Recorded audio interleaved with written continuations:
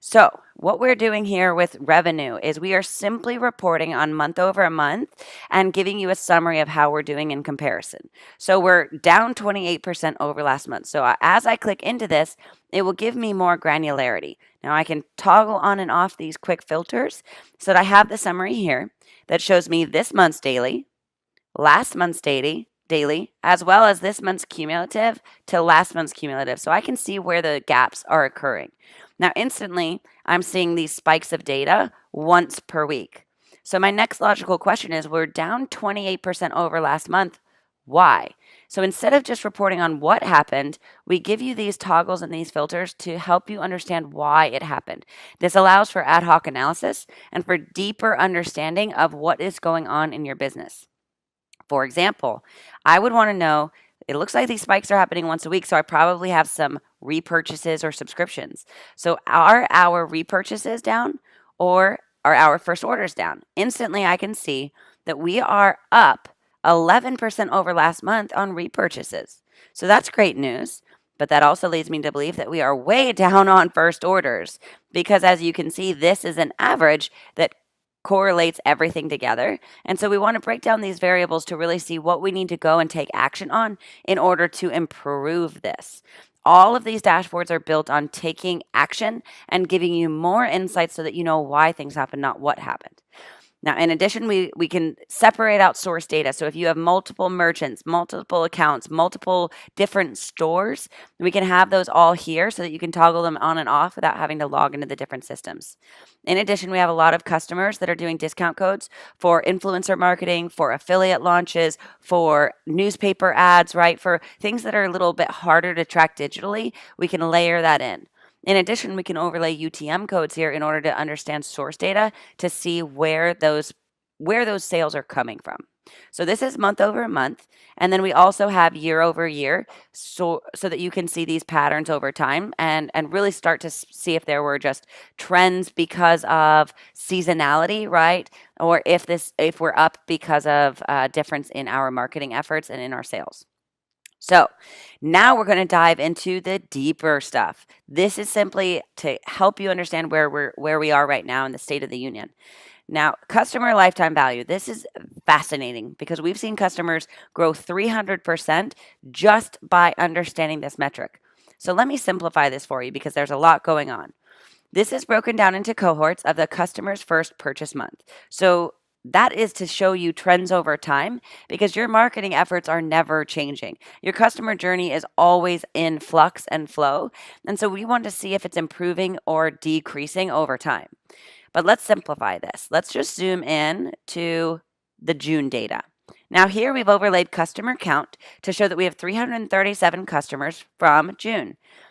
In their first 24 hours of doing business with us, because this is their first purchase month, they were worth $19. Now, within 30 days, they were worth $22, 60 days, $27, 90, $31, and within 6 months, they were worth $41. So here you are able to see this clear-cut client journey. In addition, we want to make sure that you can see if this is improving or decreasing over time, right? So that's why we have the dates in here. So now I can just hover over this and say, what am I doing to improve my one-day LTV with my clients? And do you see how it goes up in November and December? What did we change that improved that?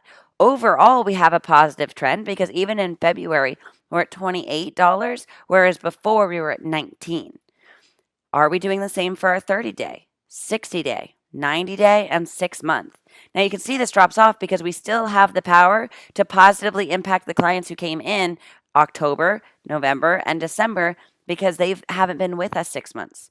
So clients are now implementing autoresponder series and nurturing sequences that celebrate these different milestones in order to recaptivate that audience to make sure that we can still influence their LTV and make sure that they're still purchasing. So this takes into account time as the biggest variable because you've got all these changes happening, right? As well as your customer count. And are you increasing customers so that's decreasing your lifetime value? But there's a lot of other variables that go into play. And if we're looking at just June, This is an average of those 337 clients and their customer journey, but there were probably some that had a much higher lifetime value and some that had a much lower lifetime value. So really, we want to know why they had the highs and why they had the lows and where those highs came from and where those lows came from, so we can double down on the highs and eliminate the waste by stopping doing those ones that are not performing and not bringing these clients back, right? So, what we're doing, again, just like those other ones, is we're overlaying the valuable insights that teach us why this is happening. You've got products that people are coming in and they're purchasing first, and that it probably makes a difference if that customer is purchasing one versus the other. So, let's dive in to see an example of how you would use this data to take action. For example, product A. In the month of June, we had 134 customers who purchased product A, and their first day LTV was $24, but then it flatlined. You see how there was no growth, no progression? That is what we call a flat line. So this client is coming in and purchasing product A. Actually, these 134 clients are coming back and purchasing product A and never buying another one of your products.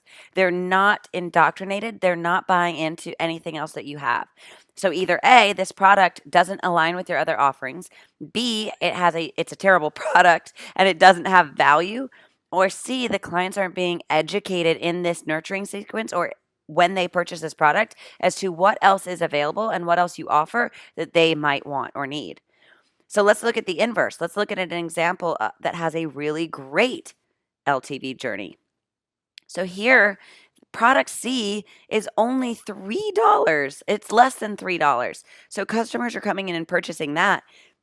And then they are buying and buying and buying and buying. And they are really buying into coming back and purchasing from you over and over and over again. This is an example of learning from those highs and lows and helping you understand where you should spend more time and less time and what you need to improve.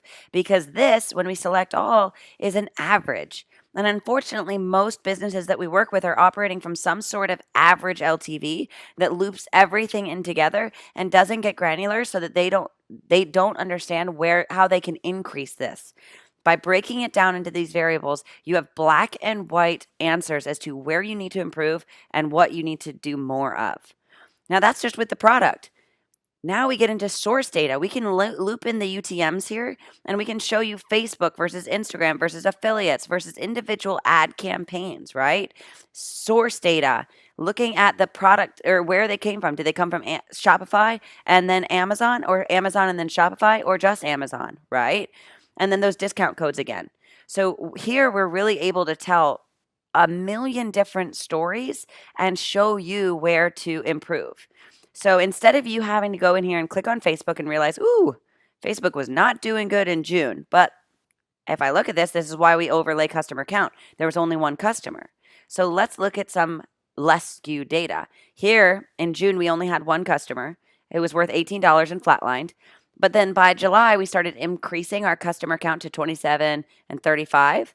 And then look at that beautiful LTV. Man, this is the highest we've seen yet. An $82 6-month LTV. Beautiful. Yet in comparison, let's look at Instagram. Now, this tells a beautiful story about what you've been trying and what's working and not working. In June, you didn't have but one customer. They never came back and purchased. In July, you had one customer, and they did come back a couple times, right? But they were worth less in the beginning and more over time. And then we started to figure it out by August. So here you're starting to see how you can really learn from your mistakes when you have this granular data, and you can see what's working and not working.